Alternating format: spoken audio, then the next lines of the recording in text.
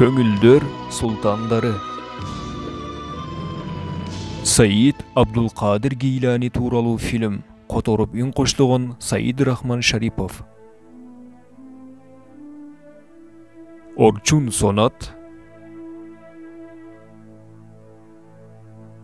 Октар Дурукан. Ихсан Байсал. Али Гүней. Жанан Суайви. Йылдырым Янылмаз. Абдурахман Палай, Гүней Тораман жана башкалар. Кадария тарикатынын негиздөөчүсү Хазрат Саид Абдулкадир Гейлани 1078 жылы азыркы Ирандын Гейлан шаарында дүйнөгө келип, 91 жашында Багдад шаарында дүйнөгөн кайтты. Бул улуу олия инсан ислам дүйнөсүндөгү атактуу ислам аалымдарынан жана ауляларынан бири эле. Анын өмүр таржымалы, бала чагы, илим билим жаатында изилденүүлөрү, такыбалыгы, муршиттик доору абдан үлгүлүү эле. Бул фильмде анын өмүр таржымалы тууралуу кээ бир урунтуу учурлар, таасирдүү окуялар, анын кереметтери тууралуу бизге жетип келген кээ бир учурлардан айтып бергенге аракет кылабыз. Эй Абдулкадир! Эй Абдулкадир! Сен бул үчүн жаратылбадың. Сен булар үчүн буйрулган эмессиң.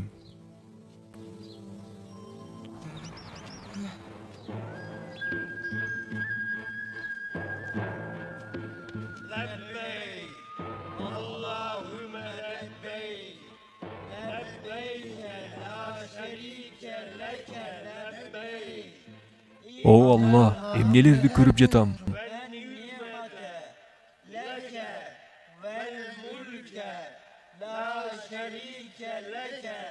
О Алла, эмнелерди көрүп жатам. Кааба жана ажыларды көрүп жатам. Тезирээк кетейин.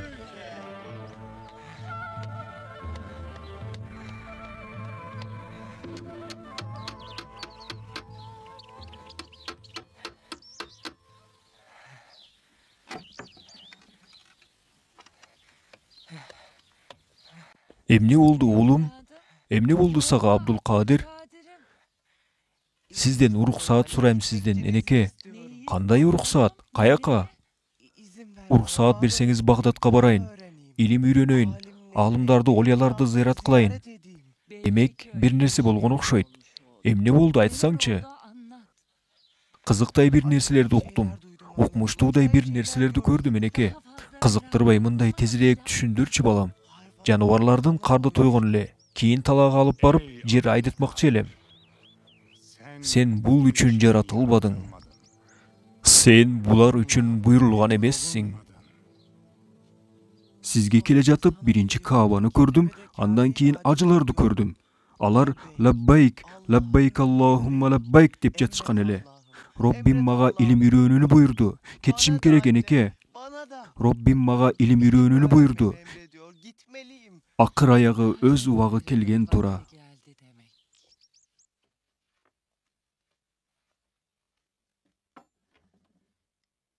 Атаңдын бир осуяты бар эле уулум.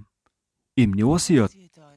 Сенин илим үйрөнүүң үчүн мына бул баштыкчада 40 алтын калтырган эле. Бул тууралуу мурда эч айтпадыңыз эле го. Ар нерсенин өз убакыт сааты бар уулум. Жаным, энекем менин. Өтүнүч айтыңызчы, ал кандай болгон эле? Илгери да айткан элем го. Илгери атаң бир түш көргөн эле. 1078 жыл пайгамбарыбыздын дүйнөдөн өткөндөн кийин туура 440 жыл өткөн эле. Ошол доордун аалым уламалары белгилүү бир инсандын дүйнөгө келүүсүн кабар беришкен эле. Алар келди, келечек алардыкы дешер эле. Ирандын Гейлан шаарында жашоочу пайгамбарыбыздын урпагынан болгон Абу Салих ибн Абдулла түшүндө пайгамбарыбызды көрөт.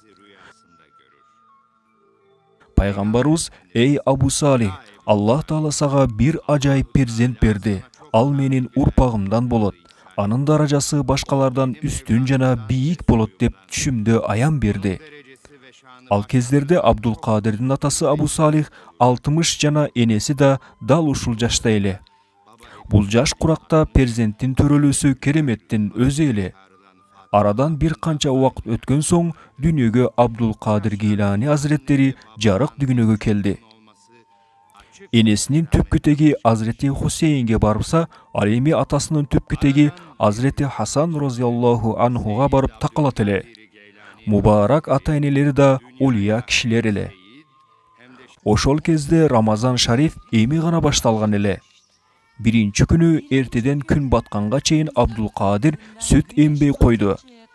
Бул көрүнүш Рамазан айынын аягына чейин уланды. Анан түшүндүм, уулум Рамазан Каримде урмат сый көрсөтүп орозо кармап жатат. Кийинки жылы Шаабан айынын акыркы келип, Рамазан айы башталарда аба ырайы өзгөрүп кетти. Айды табуу мүмкүн болбой калды. Ушул себептен Рамазан айынын кайсыл күнү башталаарына шек күмөн пайда болду. Рамазан айынын алгачкы күнүн билүү үчүн элдер биздин үйгө келишти.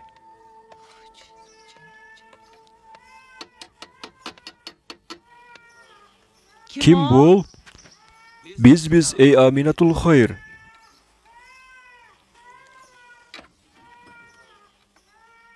Рамазан айынын башталышы тууралуу бир нерсе сурамакчы элек. Сурай бериңиздер. Аба ырайы булуттуу болгондуктан Рамазан айынын башталганы жана баштала элеги тууралуу шек күмөнгө түшүп калдык. Улууларыбыз аны сизден сурап келүүнү буйрушту. Өткөн жылы Рамазан айында уулуңуз Абдулкадир сүт эмбегени туурасында кабарыбыз бар. Бүгүн эртеден бери уулуңуз сүт эмдиби же эмбедиби, мына ошолун сураганы келдик. Эртеден бери сүт эмбей жатат. Мына ушул себептен мен да орозо кармоого ниет кылдым. Демек бүгүн Рамазан. Дароо барып кабар береле. Кабар береле. Бул дүйнө албетте өтүп кетүүчү. Ал эми акырет болсо түбөлүк жана жолугушуучу жай болот.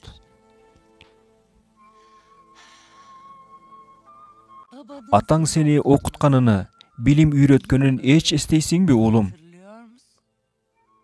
Бала кезиңде али 6 жашыңда эле Кур'ан-ы Каримди өтө кыска убакыттын ичинде жаттап алган элең. Атаң колунан келишинче сенин илим-билим алууңа тырышаар эле. Бирок өмүрү жетпеди. Алла өз ырайымына алган болсун. Мейли таң атсын. Чакан бир керуендин Багдадка жөнөп жатканын уккан элем. Энекем менен.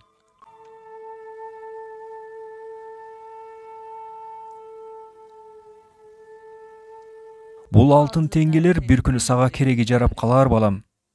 Эч шек күмөнсүз Алла ырыскы берүүчү. Жараткан өз пендесинин ырыскысын кайда болсо да берет.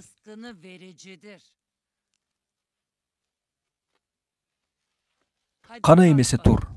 Кеч калбастан керебенге жетишеле.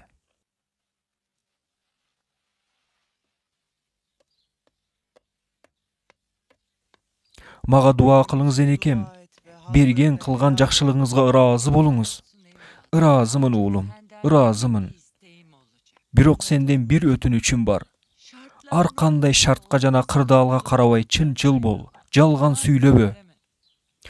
Ант ичип айтам, энеке, сизге кыянат кылбаймын жана жалган сүйлөбөймүн. Аллах үчүн сенден ажырап жатамын, балам. Болбосо каарыган кезимде тиктегеним сен болсоң, сенден айрылат белем. Иншалла, акыретте ажырабайбыз, бирге болобуз. Иншалла, акыретте ажырабай бирге болобуз, балам. Иншалла.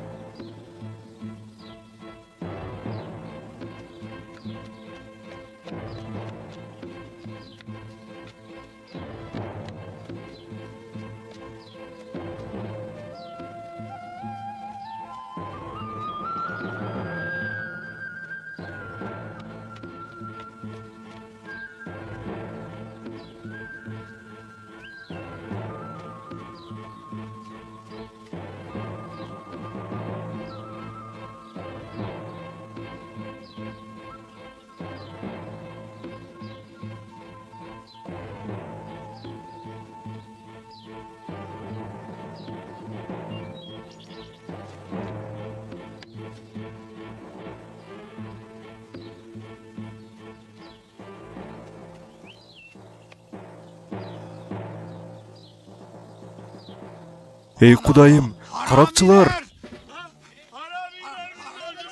Karakçılar kurçoğu alıştı. Tez bolgula.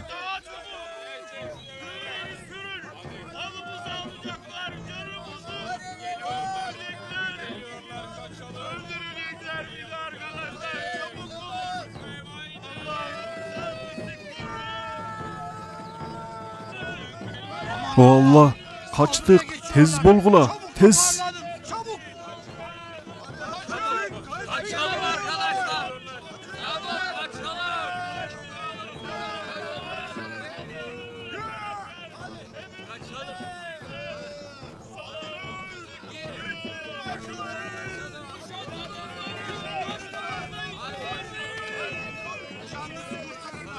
Ey kerbenbaşı, kan tөгülбөсүн десеңер каршылык көрсөтпөгүлө.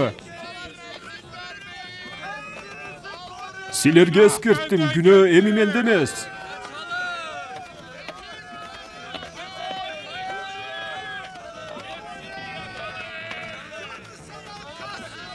Жаш балдарды зарылчылыгы жок, өлтүрбөгүлө. Эмне деп жатасың, Раис? Бардыгын өлтүрүш керек бир четинен. Айтқанымды кылгыла дейм. Бизге алтын, акча керек.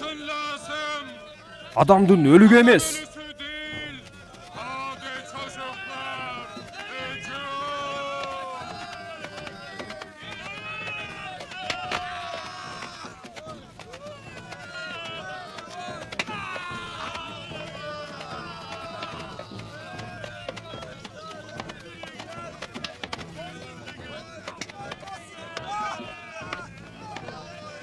Донар!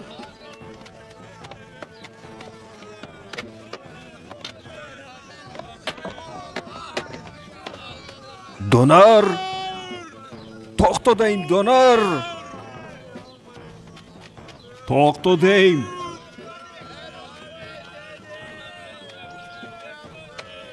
Ал буну тияка!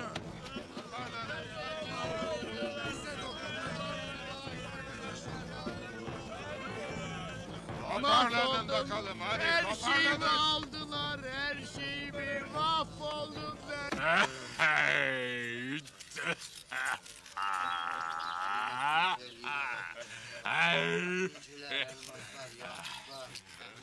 Çabuk koşun.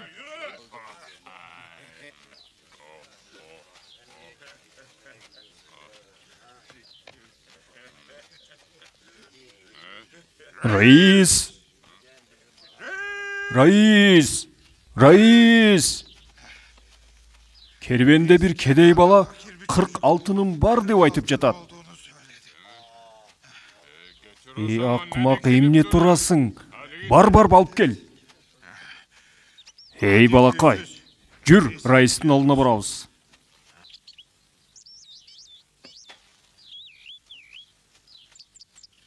Жоголары.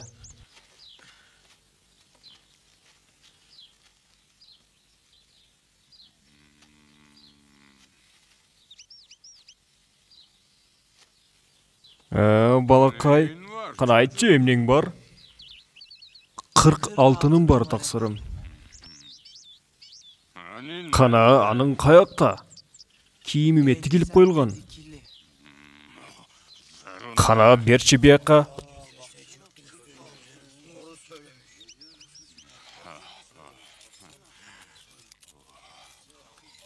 Bir, 2, 3, 37, 38, 39, 40.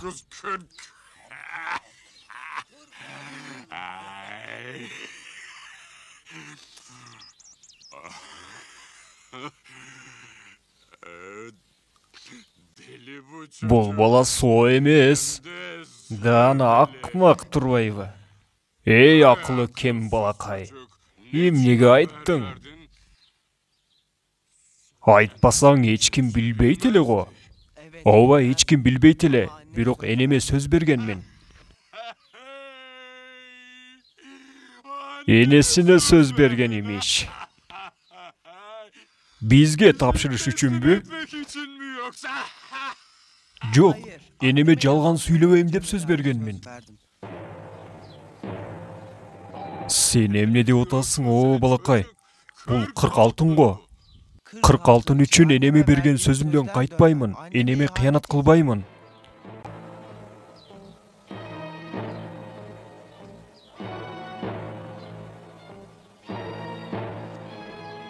Раис, эмне болду?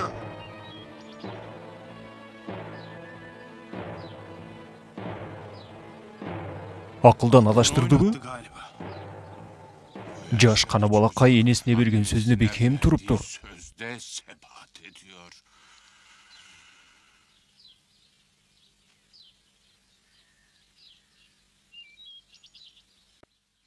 Алдырган алтынына карабай, берген убадасына бекем туруптур.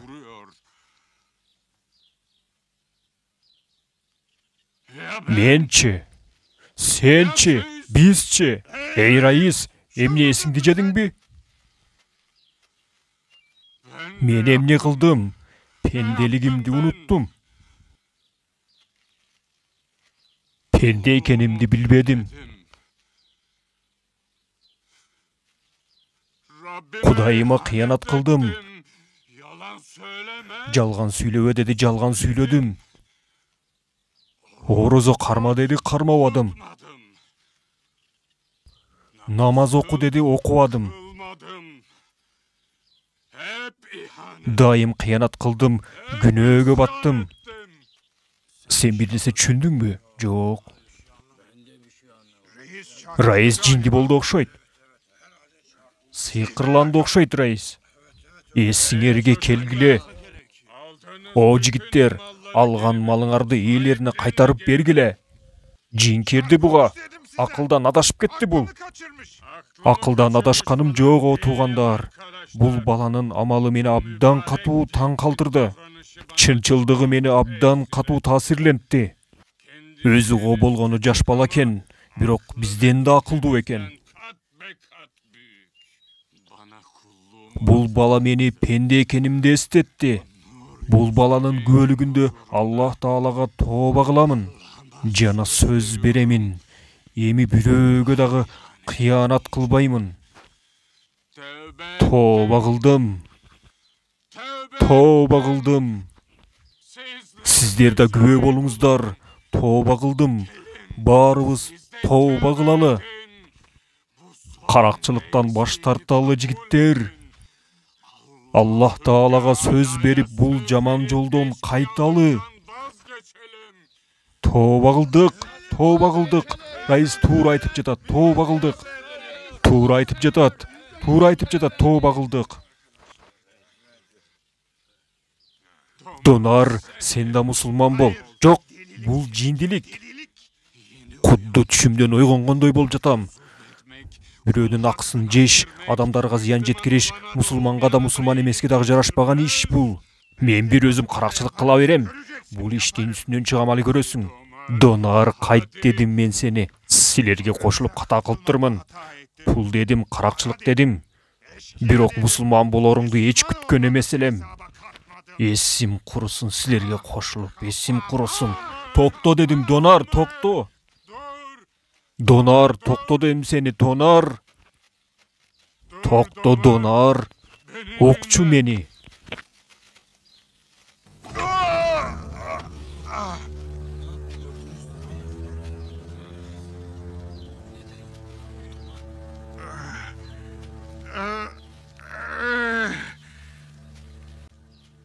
Раис. Раис. Бул кылганыңды мен эч качан унутпаймын. Бүткүл мусулмандарды кас-ташкыс душманым деп билемин мындан ары. Бул кылганың үчүн сени бушайман кыламын алы.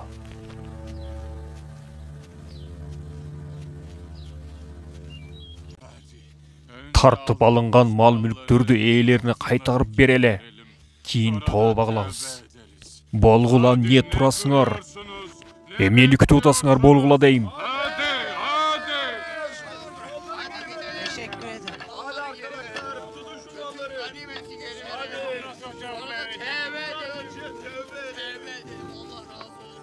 Teşekkür ederim. Келгиле болгула, жолго чыгалы эми. Болгула тезирээк. Yola çıkıyoruz. Hadi yürüyün.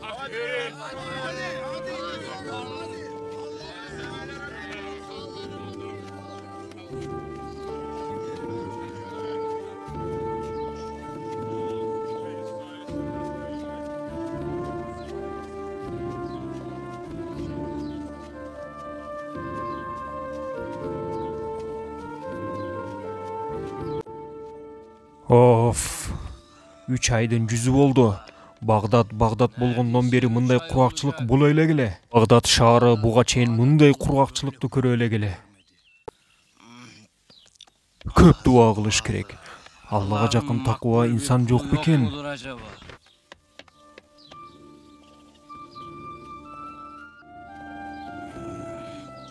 Кургакчылык Багдадты кууратмай болду го.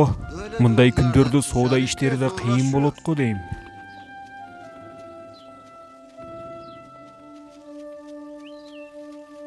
Мына бул Багдад шаары. Сиз билген бирөө медресе бар бекен? Elbet bir sahipleri Кана бара çıkar. береличи. Hele bir Бирөө varalım. жарымдан билип аларбыз. Рахмат.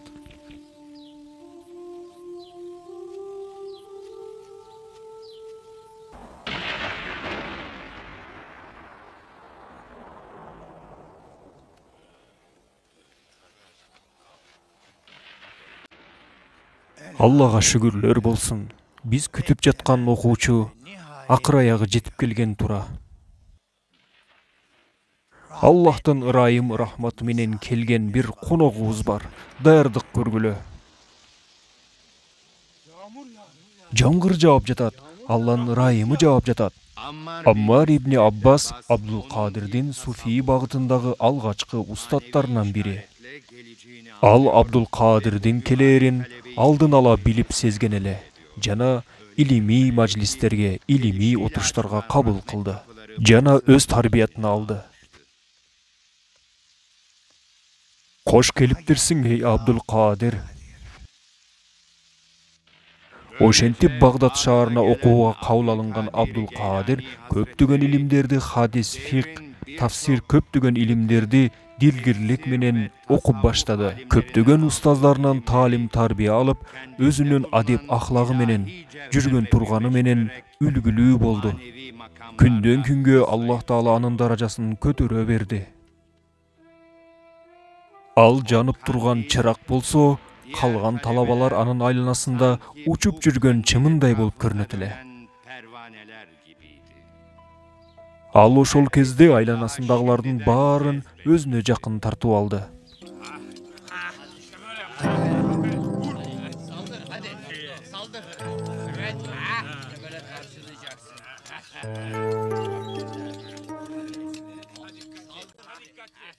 Мындан кийин мусулмандарга гана кол салынат жана мусулмандардын мал мүлкү гана таланат.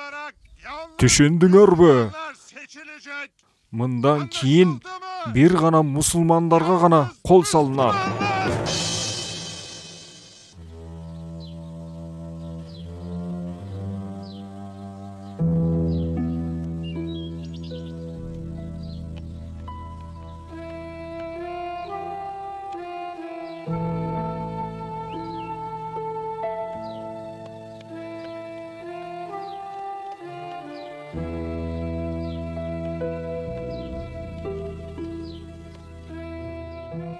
Анын устаздарынан бири Абдул Кадирдин мына ушундай илим билимдүү даражага жетүүсүнө түрткү болгон жана күч кубатын жумшаган Абу Салих Мухаррам азиреттери болуп эсептелет. Ал колдон келишинче таалим тарбия берди.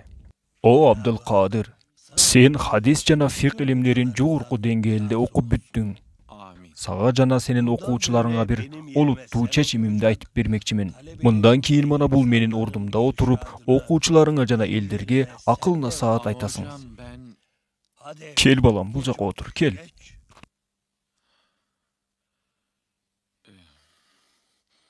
Кел, өт, отур. Буйругуңуз болгону үчүн устаз. Отур балам, отур. Отургула балдар.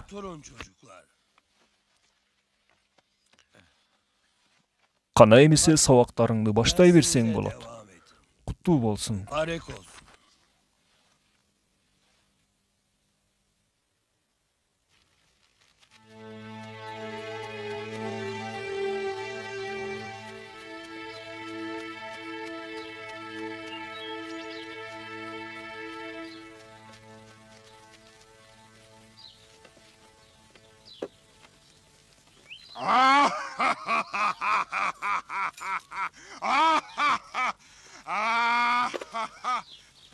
Meni döner dep koyar. Peter. Ата. Peter менин жалгыз гана уулум. Сен балбан жигит болуп чоңоюшуң керек. Эми мындан кийин кечил картиядан сабак аласың. Ал мага жакпайт, ата. Тууралыгыңды ар жерден уктум. Эми уулумдун тарбиясын сизге тапшырамын. Сен эч кабатыр болбогун. Кааласаң, сени дагы тарбиялаймын. Yeter ki iste. Жумасына 2 жолу келсең, ошол жетиштүү. Кел, балам.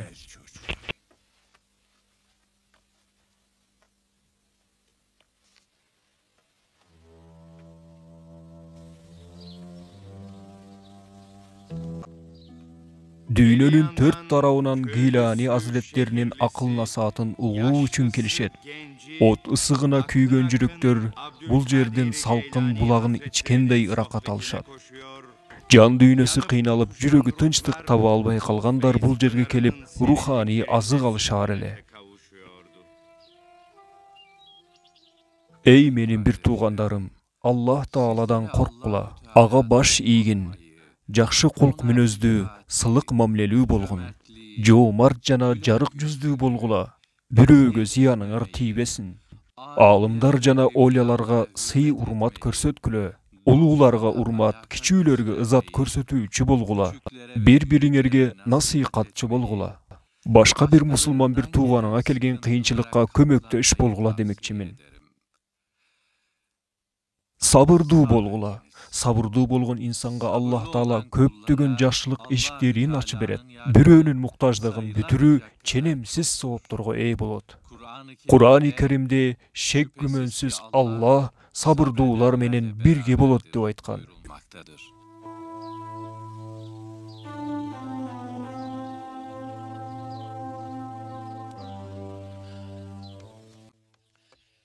Болгон сөздү уктуңбу? Жок, эмне болуптур? Абдулкадир Гейлани азиреттери жок болуп кетиптир.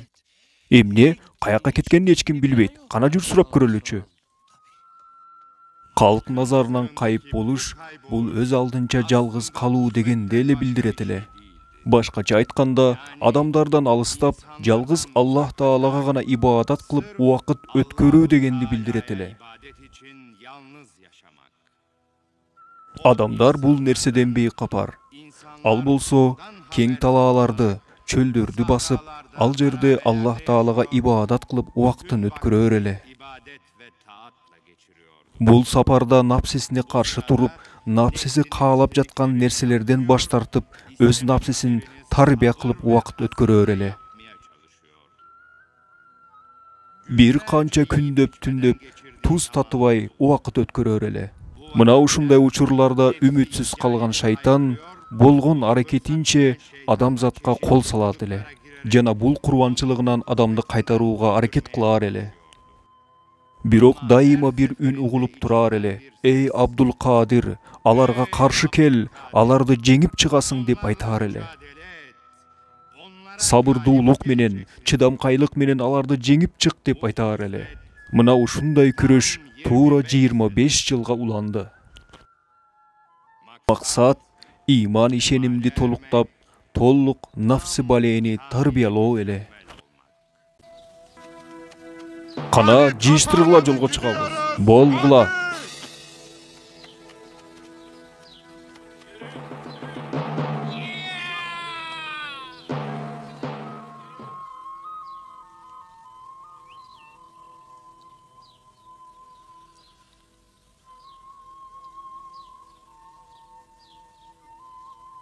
Өзүмдү бир кызыктай абалда сезип жатам.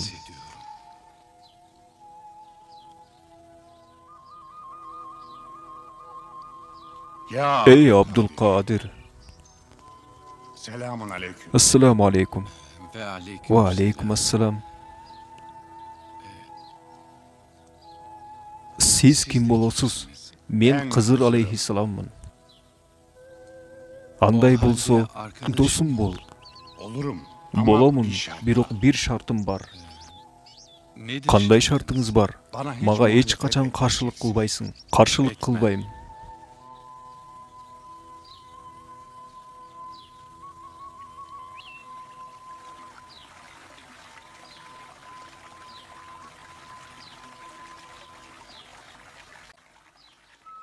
Мага айтып берчи, кандай кылып Аллах Таалага жакын боломун? Мына ошондон кабар бер мага.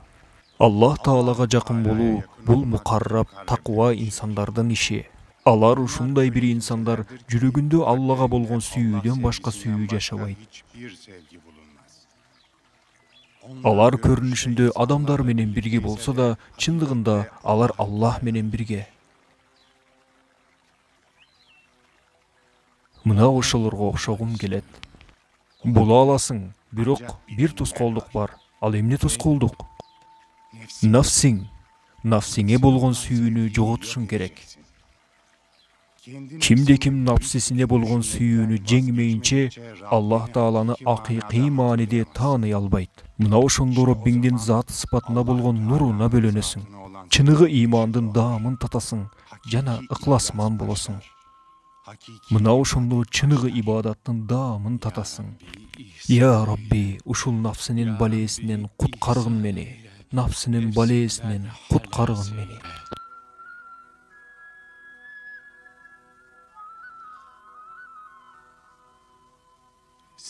Сайид Абдул Кадир Гейлани Азреттери бир ниет менен 40 күн орозо кармайт эле.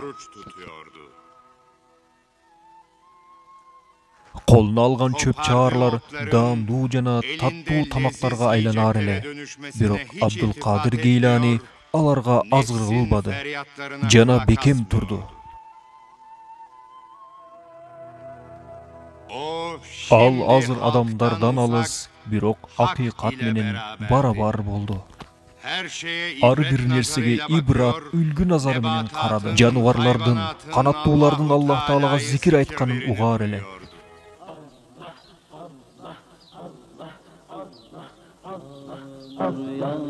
Жамгыр жаайт экен, чагылган кагылат экен, гүлдөр ачылат экен. Анын баары Аллах дейт экен.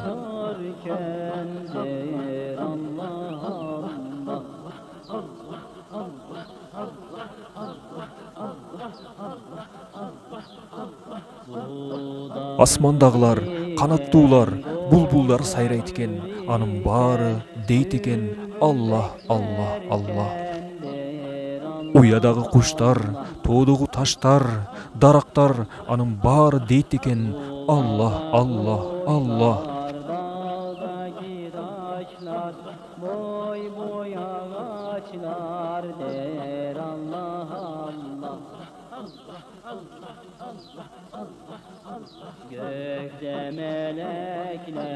Асманда периштелер, асманда канаттуулар, сууда балыктар, анын баары Аллах, Аллах, Аллах дейт экен. Жер астындагы жаныбарлар дагы, кумурскалар дагы баары айтат экен Аллах, Аллах, Аллах деп айтат экен.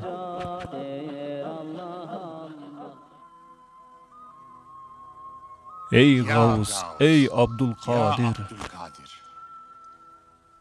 Хызыр алейхиссалам, досум, ассаламу алейкум. Ва алейкум ассалам.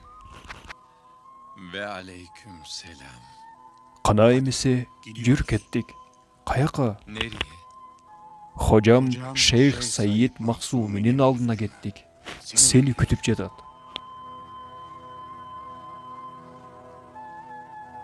Аллах Тааланы адамдарга таанытууга жана адамдарды туура жолго баштоого, Багдад шаарынын тургундарын акыйкат жолго акыл насаат кылууга насыйкат кыламын сени.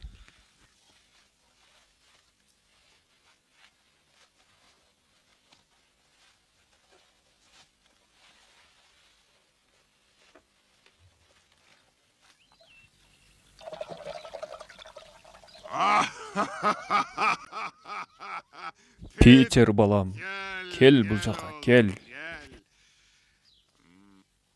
Раис, эми рухсат берсең Питер да бизге кошулса, карабайсызбы, чоң жигит болуптур. kanlı oldu. Жоқ, Буря. Аны Бағдатқа жөнөтөмүн. Мындан арал соодагерлик кылат. Köyden Айылдан ошол үчүн чакырдыңбы? Ооба, Буря. Аны менен сен чогуу барып келесиң. Бирок этият болгула, силерди эч ким таанып калбасын. Эч кабатыр болбо, Раис. Ата, мен соодагерликти билбейм да. Каршы сүйлөбө мага. Багдатта Кербен сарайда менин бир досум бар. Ал сага үйрөтөт. Буря да сени менен чогуу барып келет. Кана эмесе даярдыгыңарды көргөлө. Алгач сен айлыга энеңдин алдына барасың. Ал сага бир аз теңге берет, аны алып туруп анан кийин түз Багдатка барасыңар. Болгула тезирээк.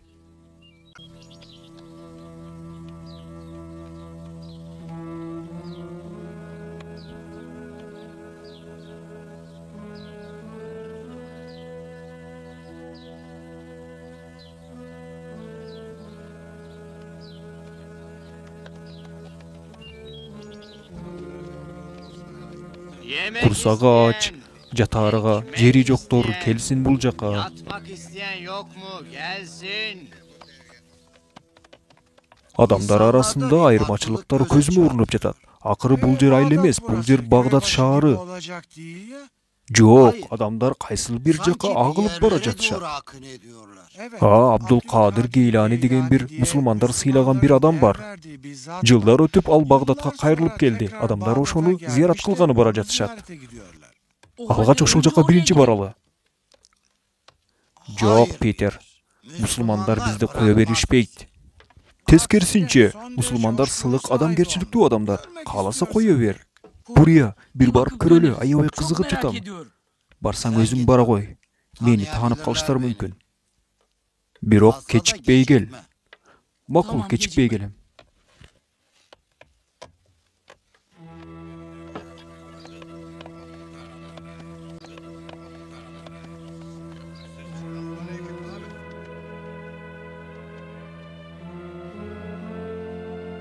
Берилген вазыйпа Аллах Таала буйруган нерселерди аткарып, тыйган нерселерден тыйлыш эле.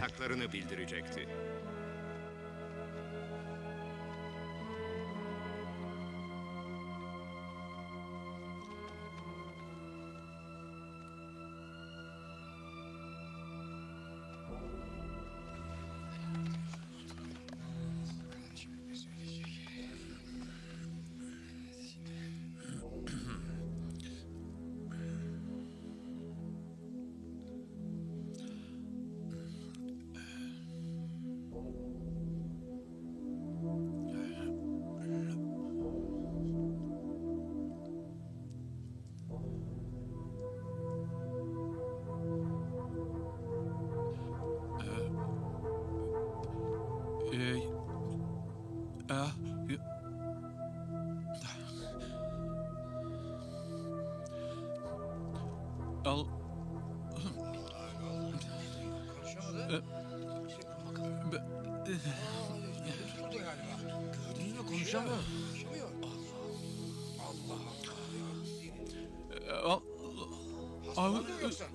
Бул учурда ааламдардын сайиди болгон Мухаммад алейхиссаламды көрүп жатат эле. Пайгамбарыбыз: "Эй уулум, эмнеге сүйлөй албай жатасың?" деп айтты. Эй Аллахтын элчиси, мен Багдаттагы аалымдардын алдында кандай кылып сүйлөймүн? Ач оозуңду деп пайгамбарыбыз 7 жолу дем салды. Адамдар менен сүйлөш жана аларга кооз көркөм насыйкат кылгын деп пайгамбарыбыз буйрду. Сүйлөй албай жатат го, эмне болду экен? Эмне болду экен?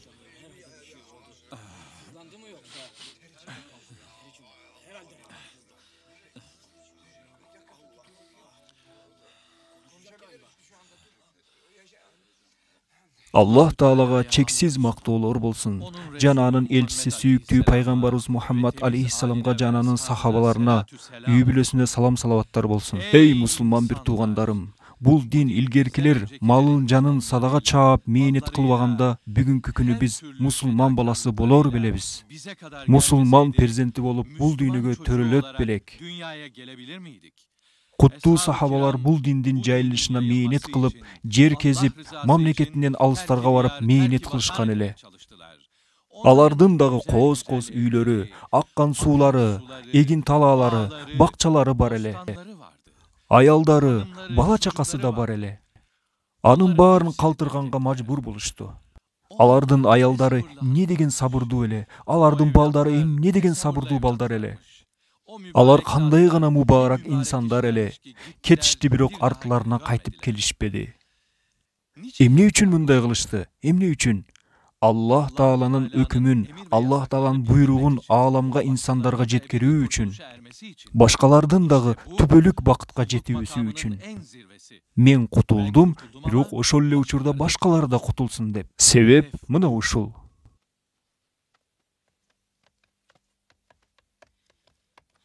Көрдүңбү? Ооба.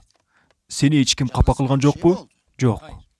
Андай болсо Леонун айтып берген базарына барып, товарларыбызды алып туруп, айылга кетебиз.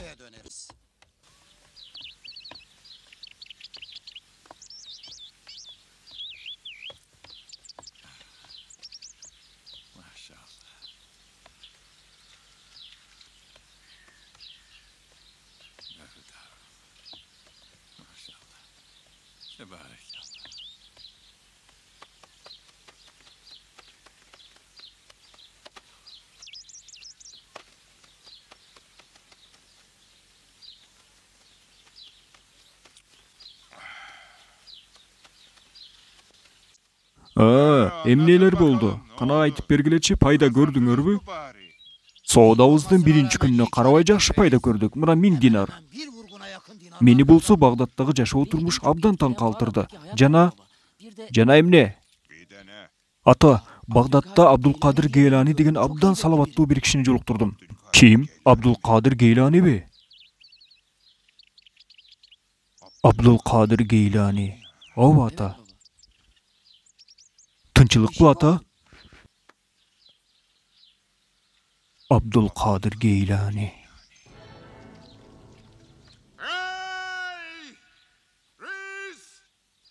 Эмне болду сизге ата? Демек, тирүү экен да. Питер, ушуну билген ал биздин душманыбыз болот. Эч кандай ага жакындай көрбө. Жакындай көрбө. Макул ата. Allahu Ekber. Semiyallahu limen hamide. Allahu Ekber. Allahu Ekber. Ver bakayım. Bak kardeşim. Sana yeni bir Мына досумуз ага жакшы товар алып келдим. Кана көрчү. Жибек жана башка кездемелер. Tamam.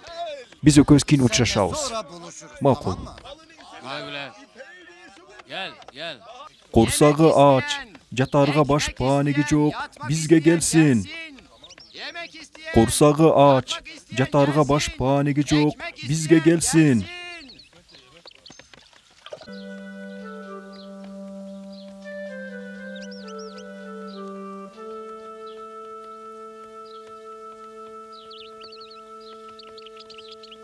Кел балам бул жака. Келе бер, уялба. Gel, çekinme. Uzaktan Алыс жолдон келдиңби? Ооба таксырым. Яхия балам, кел бул жака. Мейманыбыз болот. Бир муктаждыгы болсо карап коерсуң. Мен тиги сизди көрөйүн деп келдим элем. Бул ажарлуу жүздүн ээси жаннатта биз менен бирге болот иншалла. Оğlum, ушуну билгин бейишке иман менен гана киребиз. Аллахтын бирдигине жана пайгамбардын пайгамбар экенине чен жүрөктөн тастыктап ишенүү менен гана. Бейиштеги неаматтарга жана улуу даражаларга жетүү үчүн жакшы амалдар менен жана жакшы адеп ахлак менен гана болот.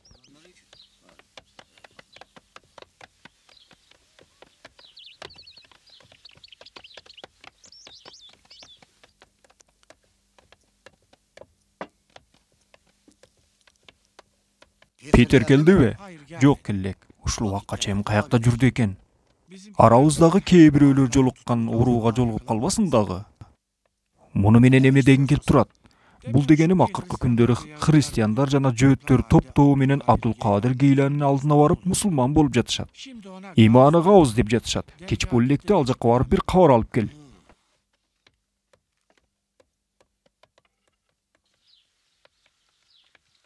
Курсагы ач, жатаарга башпа неге жок, бул жака келсин.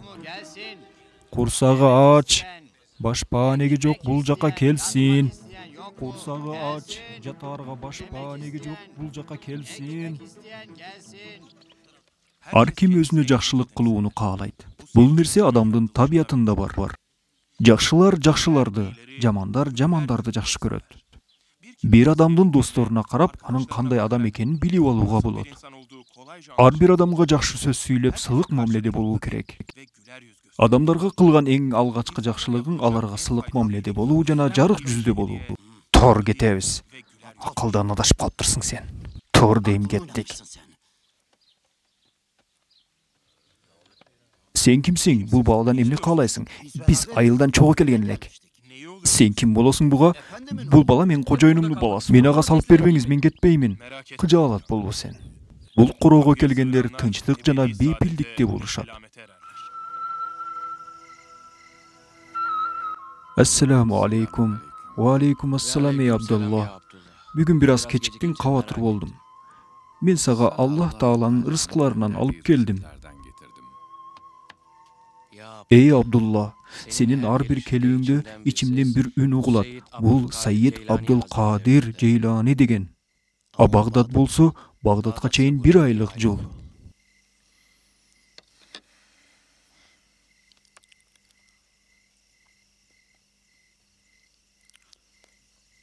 Bismillah.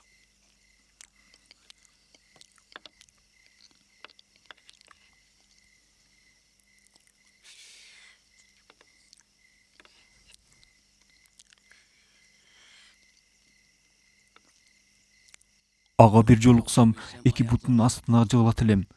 Эй тууганым, сен Аллах Таалага гана сажда кыл. Бир гана ыраазычылык, рахмат айтуу бир гана Аллага гана таандык. Эй Абдулла, сен дайыма менин кызматтарымды кылып мага жакшылык кылып жатасың. Аллах Таала сенин муктаждыктарыңды бүтүрсүн.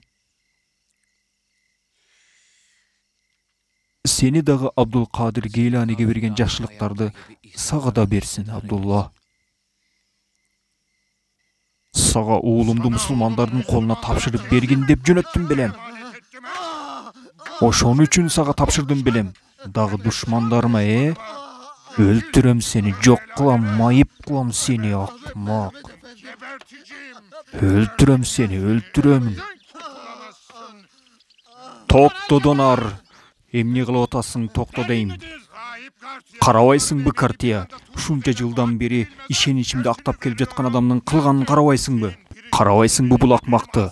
Сенин окуучуң Питерди мусулмандардын колуна тапшырып келиптир. Жок таксыр, ал өзү калды, калууну өзү каалады. Мен эмне кыла алмак элем?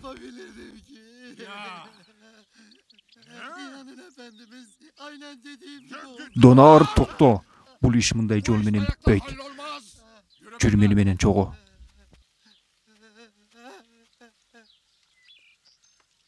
Ал жака өзүң бар, Донар. Көмбөсү алып качасың. Мен өзүмбү? Бурьяны дагы чогуу алып алсаң болот.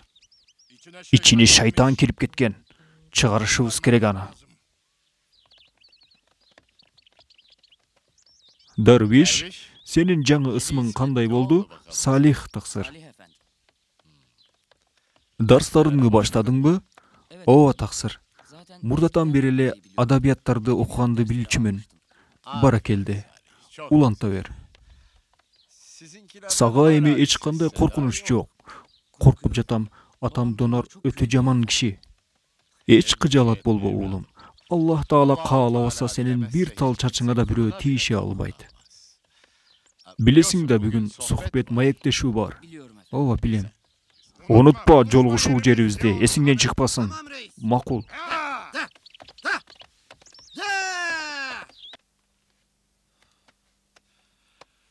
Selamun aleyküm. Aleykümselam. Aleykümselam. Aleykümselam.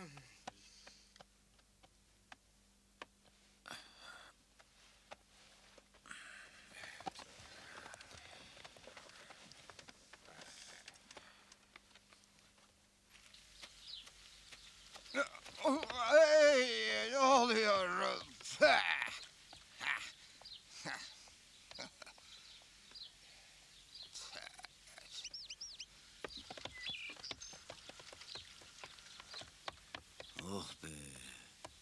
Oho, ne деген sulu ayal eken. Ey kardeşim. Sen körüngönüngдөй sen bola alıp göründüğün jatasың gibi mı? olabiliyor musun? Sen namaz Sen okup jatasың, namaz kıldığın, orozo oruç кармап tuttuğun, жатасың, hayır жакшы işler иштерди yaptığın аткарып zaman жатасың. Анын bunları баары sırf Allah калыс rızası Аллах için үчүн yaptığından болгонуна emin misin? жүрөгүң тынчпы?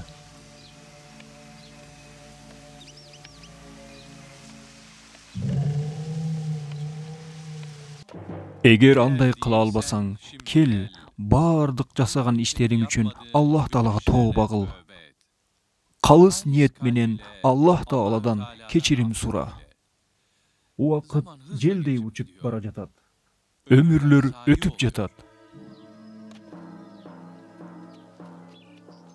А сиз болсо жетпей турган нерселерге жетем деп убактыңызды коротуп, түбөлүктүү үйлөрдү курам деп түбөлүк жашагыдай үйлөрдү куруп турасыз. Эң өкүнүчтүүсү, мунун баары кыямат күнү бушайманчылыктан башка эч пайда алып келбейт. Апа, биздин артыбыздан бирөө ээрчип келе жатат. Жок, эч ким жок. Апа, көрдүм аны.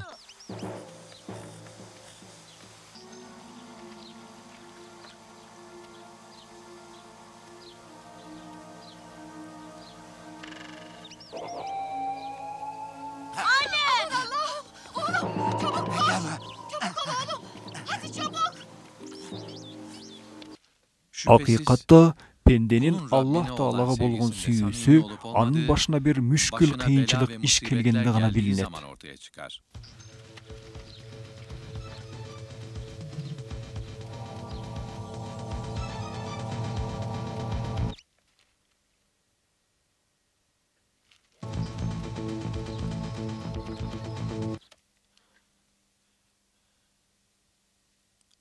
Мусулман бир туугандарым, муктаждыгыңыз жалаң гана кийим кече, жеген ашыңыз, ичкен сууңуз гана болбосун. Бул нерселер нафси жана инсан табиятынан талап кылган эле нерселер.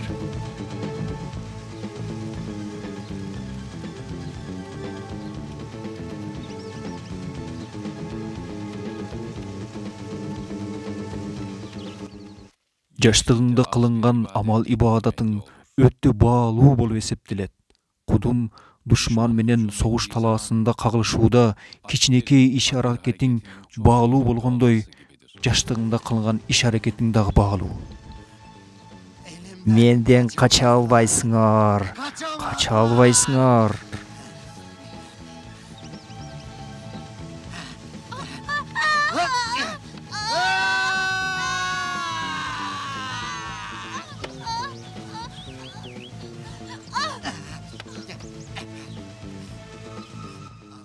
Алгач сенден кутулуш керек, балакай. Досторум, адамзаттын бул дүйнөгө жаралуусунан максат бул дүйнөдө оюн күлкү, нафсисин кандыруу гана эмес, башкаларга зулум жеткирүү үчүн жаратылган эмес.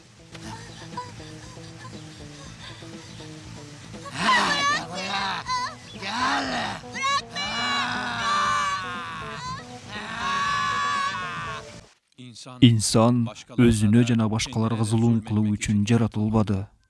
Инсан өзүнүн алсыз пенде экендигин билип, жараткан Аллах Таалага ибадат кылып, өзүнүн Алланын кулу экендигин сезип, туюп жашаш үчүн бул дүйнөгө келген. Сенден кутулуунун эң оңой жолу мына ушул. Эй мусулман бир туугандарым, Аллах Тааладан бейкапар болбоңуз. Уктоону өлүмдүн убактына калтырбаңыз.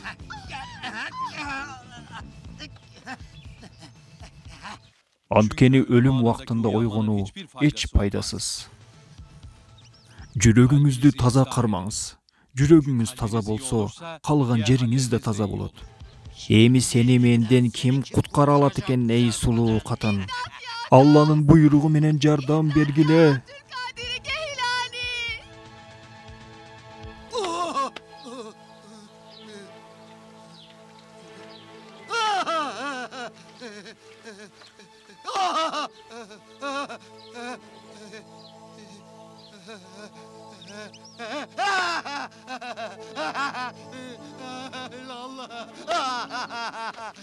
İmdat ya Kavs!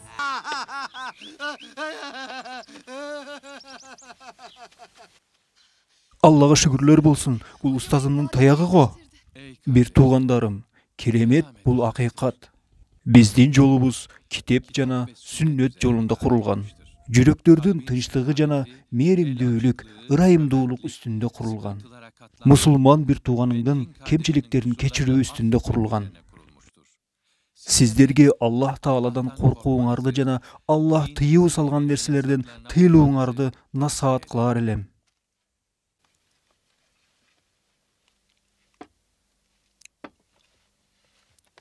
Эй, Донар, кетип жатасыңбы? Evet. Ооба, Buraya кетип жатам. gelmedi. Буря келсечи? Буря келсе күтүп турсун бул жакта. Макул. Ya Salih. Эй, Салих. Ya Salih. Салих. Дагы бир комгон суу керек. Алып келип Bir şey берсең. yaptık, hadi bakalım. Макул таксыр.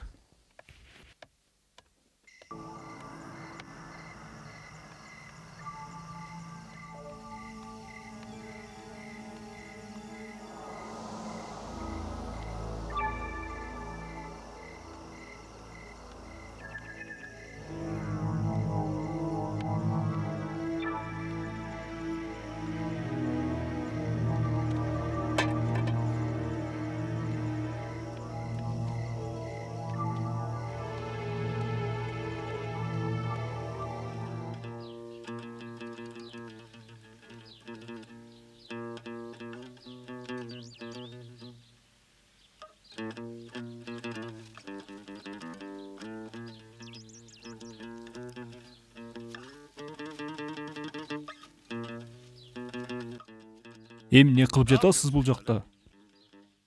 Сенин эч кимиң жокпу? Kimsen yok. Жаштыгымда ырчы элем. Айланамдагылардын баары мага суктанат эле. Denirdi bana. Тилекке каршы улгайган соң баары өзгөрдү. Her şey değişti.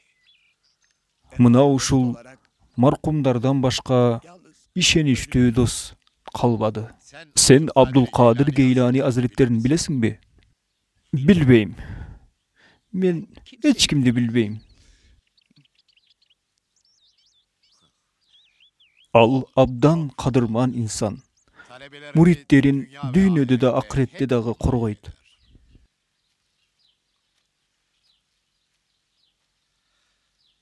Сен Абдулкадыр Гейлани азиреттерин тааныйсыңбы? O çok Ал абдан кадырман инсан. talebelerini dünyada ve Муриттерин ahirette himaye. бул дүйнөдө да акыретте да коргойт. Абдулкадыр Гейлани качантан бери өлүктөргө обун чаласың? Бир жолу болсо да түбөлүк тирүү болгон Аллах Таалага чалчы.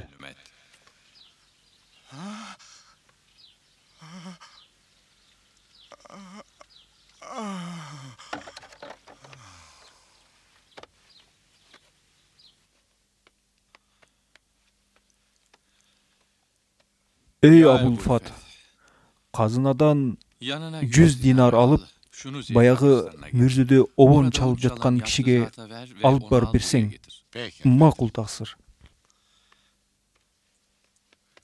Peter.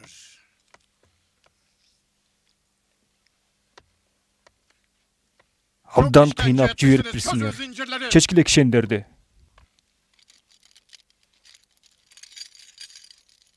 Keçил картия жүрөгүңдө уялаган шайтандын уюгун чыгарып салат. Мына ошондо кутуласың. Шайтан сиздин жүрөгүңүздү ээлеп алган.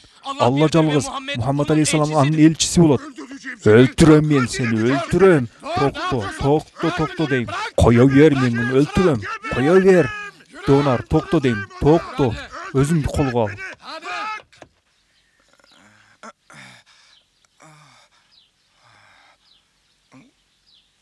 Мага эмне болду?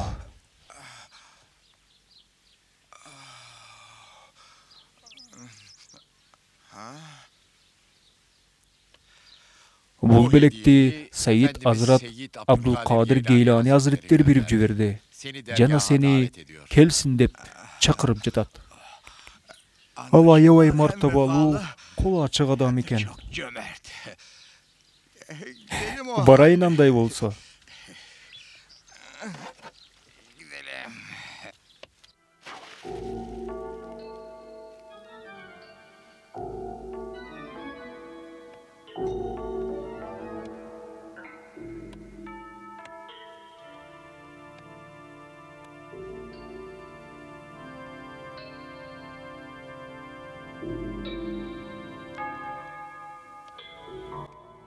Kana emne deysiz? Tüzülöt büken?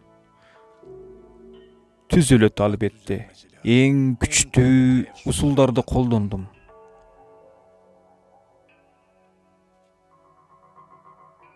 Ооба, biraz өзгөрүш бардай.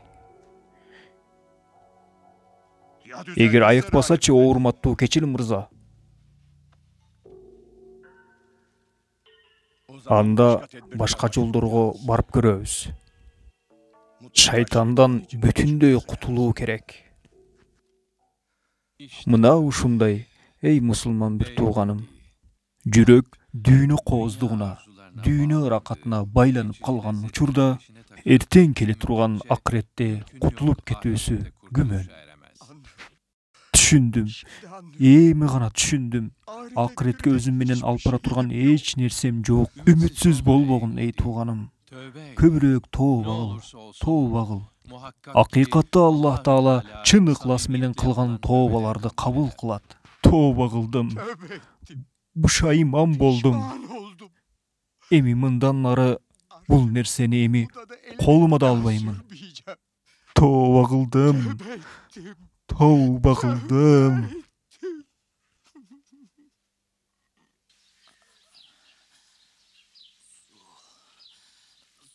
Суу. Бир уртам суу бергилечи. Ушул ичиңдеги кара шайтанды чыгар, дедим Питер. Жок, ичимде шайтан. Болду, жетет эми. Болду, мусулманчылыктан баш тарттым десең, мына ушул бир чөйчөк муздак сууду берем ичесиң. Баш тарттым. Мына бул башка кеп. Сиздин бир чөйчөк муздак сууңуздан баш тарттым.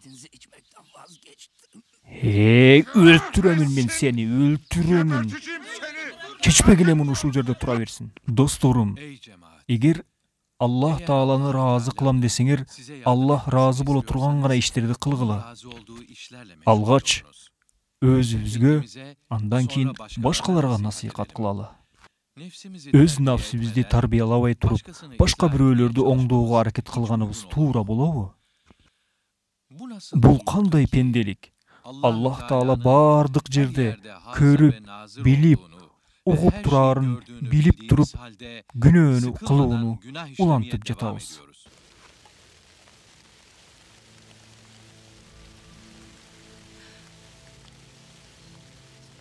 Питер, оолум, энекем, мен сага суу менен тамак келтирдим. Көрүп калсаларчы? Бирөө көрүп кала электи, бул жерден кетиңиз, энеке. Кетиңиз. Ичип ал ушуларды. İçip al. Anne çabuk git. Oğlum, içip al. Allah'a şükürler olsun. Rahmat eneke.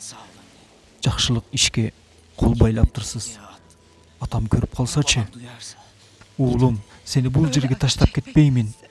Oğlum, ушунчалык азап чегишиңе ушул арзыйбы? Баш тартчы. Кайтчы жолуңдан анда. Жок энеке. Ушундай дегениңизди билгенимде, келтирген сууңузду ичпейт элем, тамагыңызды жебейт элем. Ушунчалык байланып калдыңбы, оолум? Өлүмгө да ыраа көрдүң. Мен дагы кызыгып калдым, бул эмне деген нерсе? Абдан кызыгып калдым. Абдан алыстарда элем, энеке. Устазым Абдул Кадыр Гейланини көргөндө, бул дүйнөгө кайрадан төрөлгөндөй болдум. Ал кандай адам экен? Айтып берчи. Nasıl biri? Anlatsana. Men устазым Абдул Кадыр Гейлани Hazretlerini абдан жакшы көрөм.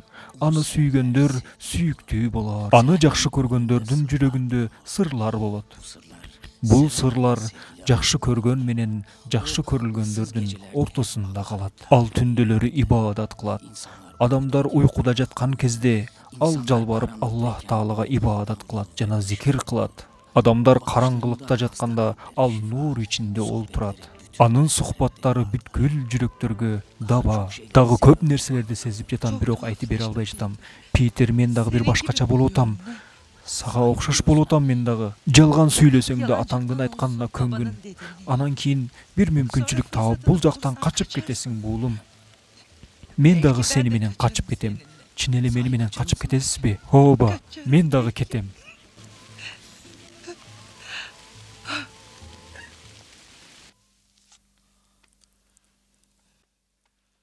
Алла шифа берсин тууганым. Аллах Таала сыйлык жана соопторун берген болсун. Эй Абул Фат, угуп жатам тақсырым. Бул мусулман бир тууганыбыздын муктаждыктарын карап чыгып, жардамдашкыла. Макул, жакшы болот. Балдарым, Аллах Таала атаңарга шифа берсин. Мусулманга келген ору сыркоо анын күнөөлөрүнүн кечирилишине жана даражаларынын көтөрүлүшүнө себепкер болот. Балдарым, денебиздин ооруп калганындай жүрөгүбүз дагы ооруп калат. Ал эми жүрөгүбүздүн ооруп калуусу Аллах Тааладан башка нерсеге байланып калгандыгыбыздын себебинен болот. Эми уруксат берсеңер биз бара калалы. Башка мусулман бир туугандарыбыз дагы бар. Алардан кабар алалы. Дагы келип зыярат кылабыз иншалла. Аллах Таала шифа берсин тууганым. Устазымды бир көрсөм гана, аны менен бир сүйлөшсөм, эй Алла өзүңдүн уруксатың менен устазым Абдул Кадыр Джейланини бир көрсөм. Эй Салих, эй Салих, үмүтсүз болма.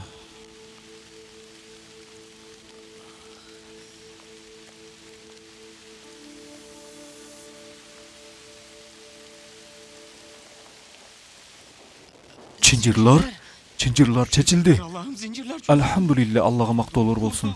Кутулдум.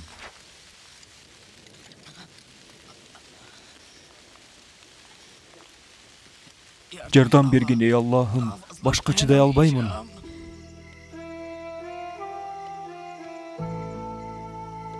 Донар, тур дейм, тур. Эмне болуп кетти? Питер качып кетиптир. Чынжырланган эле го. Ошо чынжырларды чечип туруп качып кетиптир. Мен силерди карагыла деп айтпадым белем. Жок кылам азыр баарыңарды. Тез аттарды даярдагыла. Алыска кетиши мүмкүн эмес. Булга тезирээк.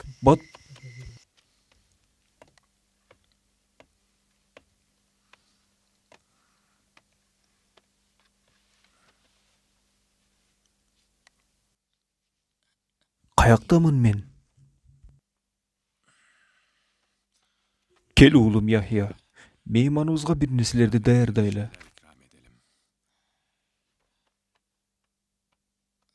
Бир аз тамак ичип ал, өзүңө келесиң. Күч кубат ал, кызмат кыларсың. Ал бала кишенди кандай чечмегиле. Ага кимдир бирөө жардам берген. Сен жардам беришиң мүмкүн. Кое бер, мен бул жактан эч жакка кеткен жокмун. Анда ким кылды буну? Билбейм мен. Терек билсем жакшы болмок эле. Ага сөзсүз жардам берген бирөө бар. Кармасамбы өзүм ушул колдорум менен өлтүрөм баланы. Өзүмдүн жанымды садага чаап болсо дагы аны өлтүрөмүн. Көрөсүңөр али баарын. Өлтүрөм дедимби, өлтүрөм. Донар токто. Качырып жиберишиптир. Питерди качырып жиберишиптир. Ким качырды? Абдул Кадыр Гейлани деген качырды, ким болмок эле. Ичиңиздерде бирөө жарым качыргандыр. Жок, дал ошонун адамдары качырган. Кармасам аны дагы, Питерди дагы өз колдорум менен өлтүрөм. Токто. Шашылба, каалайсыңбы ага? Өлүмдөн дагы ачуу нерсени табабыз. Албетте улуу урматтуу Картия мырза. Мусулмандарга тиешелүү китеп бул. Донар токто дейм. Токто дедим мен сага. Хадиси шарифте айтылат. Бул дүйнө мусулман үчүн зындан, ал эми капыр үчүн жаннат деп айтылат. Эч нерсе түшүнгөн жокмун. Түшүнөсүң. Мындай учурда алар өздөрү түшүнө турган тил менен жооп бериш керек. Ошуну билгин Донар. Өлүмдөн дагы ачуу нерселер бар бул дүйнөдө. Ошуну менен алар эл көрсүн үчүн жасаганы билинип калат. Ошону менен мусулман жөөттөрдүн мусулман болуусу токтолот. Кана, жүр кеттик.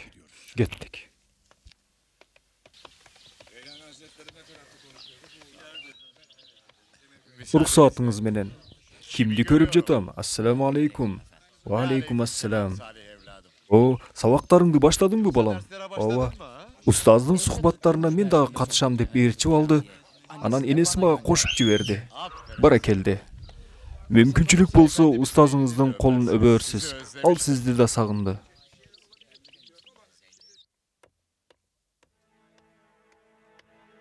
Кана айтчы, эмнелерди билип келдиң? Абдулкадыр Гейлани жума күнү өзүнүн ханакасынан чыгып, жума намазын окуш үчүн мечитке барат экен. Өтө жакшы донар. Бул биздин ишти дагы да жеңилдетет экен.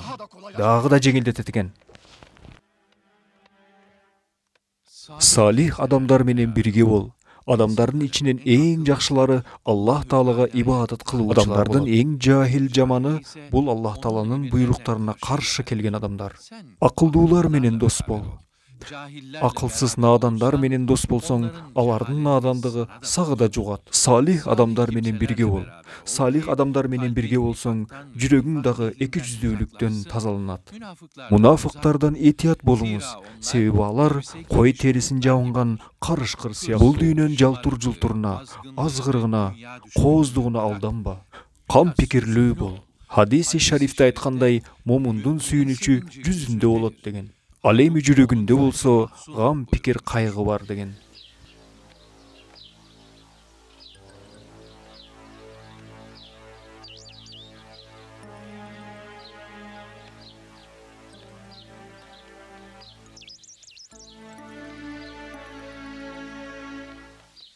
Текеберликтен өтө этият бол. Мусулман бир тууганың сага кылган насаатына кулак сал.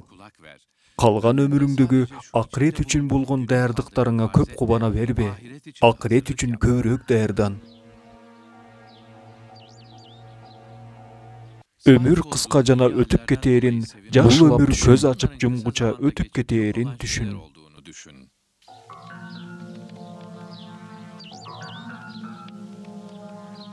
Кана эмесе, бүгүнкүгө ушунчалык насаат жетер.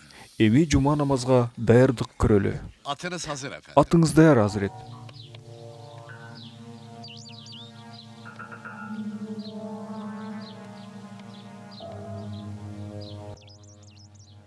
Ишибиз оңунан чыкпаса эмне кылабыз? Кабатыр болбо, донар.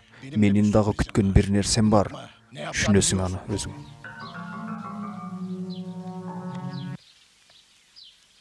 Кана жүргүлө кеттик.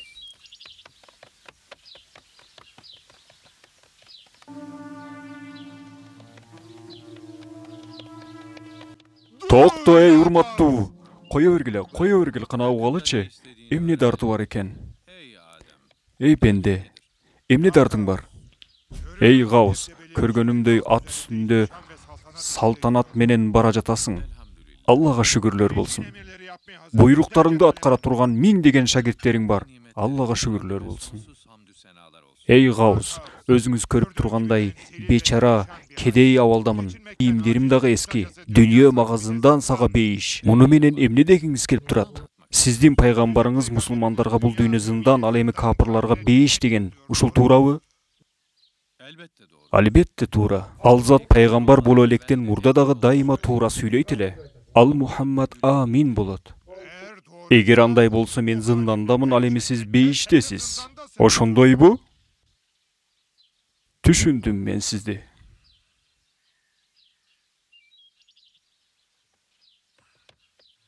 Келиңиз, жакын келиңиз.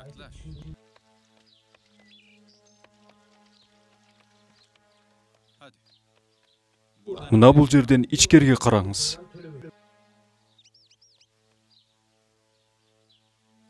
Эмнени көрүп жатасыз? Сизди көрүп жатам. Сизди бейиш бакчаларында жүрөсүз. Сизди көрүп жатам. Жашыл бакчалар. Керемет. Эми салыштырып көр. Бейиштеги ордумдан азыркы турган ордум кандай экен? Зындан. Эй Гаус, бул абалыңды көрүп боорум уруп кетти. Кандай кооз жерлер экен. Андай жерлер түшкө да кирбейт го, Rüyada bile olamaz.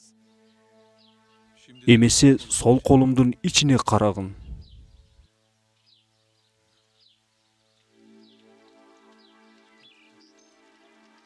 Жок, карай албайм, жок. Караңыз, караңыз. Зыңданда күйүп жатам. Жардамга, ey Gavuz, жардам бер, куткар мени. Kurtar. Куткар мени. Ya. Куткар. Kurtar Bak beni. hiçbir şeyin yok. Жардам бер мага. Жардам бер. Söyle bakalım. Şimdi cennette mi? Кана эмесе азыр айтыңызчы, кимибиз жаннатта экенбиз жана кимибиз зынданда экенбиз? En güzel cennet. Yetişir mi? Ey Gavuz, мен азыр дозокто экенмин. Куткар мени. Girmek istemiyorum. Азиретим, бул менин атам болот. Сен капа болбо балам. Аллах Таала өзүнүн аяттарынан сырткары пенделерине дагы мындай кереметтин берүүсү, Аллах Таала пенделерине кылган ырайымы, мээрими болот. Биздин эңсеген максатыбыз дагы мына ушул. Эй Абул Фат, бул тууганыбыз менен алектенгенсен. İşimizle hemen ilgili. Макул.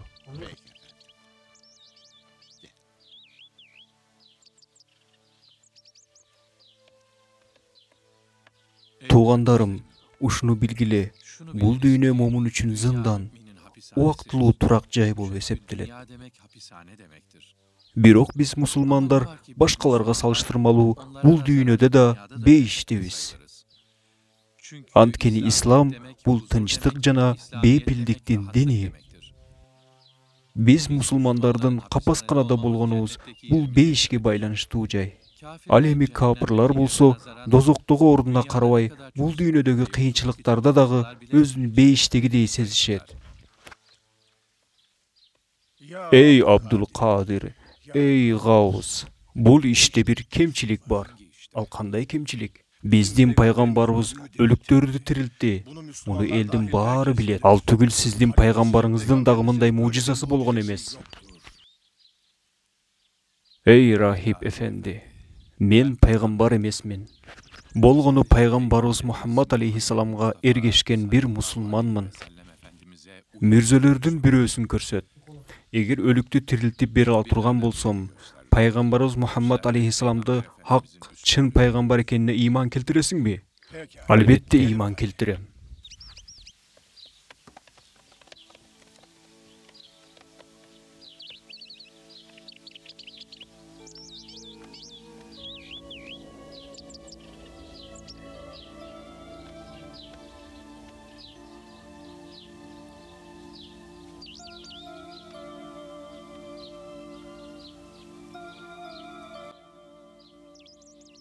Мына ушул кабырды.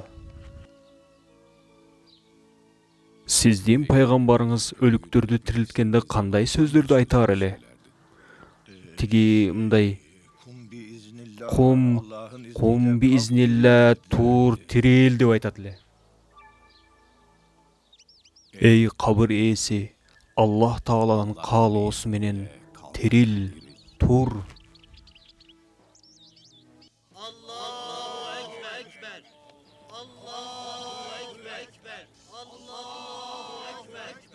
Эй адам баласы, бул дүйнөгө алданба.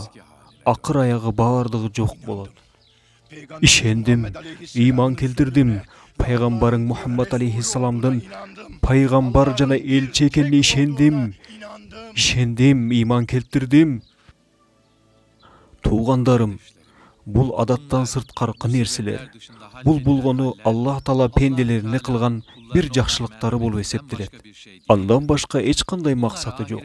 Эң негизги максат Аллах Таалага кулчулук кылуу жана Аллах Таала тыюу салган нерселерден тыйылуу. Эң туура багыт Ахли Суннат вал Жамаат багыты бул. Ehli sünnet itikadı üzere olmaktır. Ey insanlar, haydin huzura,